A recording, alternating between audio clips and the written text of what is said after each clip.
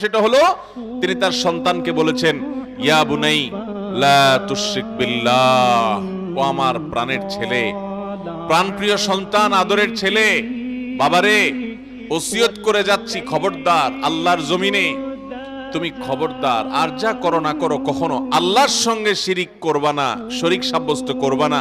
কারণ ইন্নাশ শিরকা লাযুলমুন আযীম, কারণ শিরক হলো আল্লাহর জমিনে সবচেয়ে মহা অপরাধ।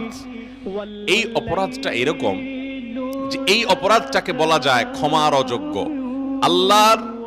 আল্লাহর কাছে যত অপরাধ হতে পারে সকল অপরাধের মধ্যে একটা অপরাধ আছে, যেই অপরাধটা, যেই গুনাহটা, যেই পাপটা আল্লাহ রাব্বুল আলামিন ক্ষমা করবেন না, ঘোষণা করে দিয়েছেন এটা ক্ষমার অযোগ্য।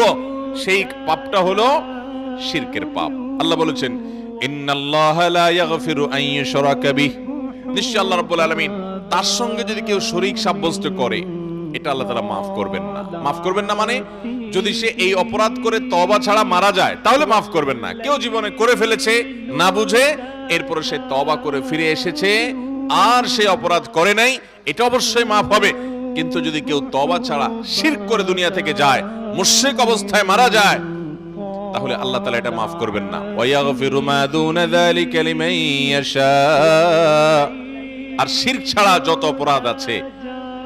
অপরাধ আছে আল্লাহর হক সংশ্লিষ্ট সবগুলো আল্লাহ তাআলা যাকে ইচ্ছা তাকে মাফ করে দিবেন। কিন্তু শিরকের অপরাধ এটা আল্লাহ তাআলা কাউকে মাফ করবেন যদি সেই শিরকের অপরাধ করে দুনিয়া থেকে যায়।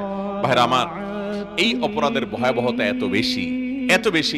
আমাদের প্রিয় নবী সাল্লাল্লাহু আলাইহি সাল্লামের সাথে মক্কার মুশরিকদের বিরোধটাই ছিল এই অপরাধ নিয়ে।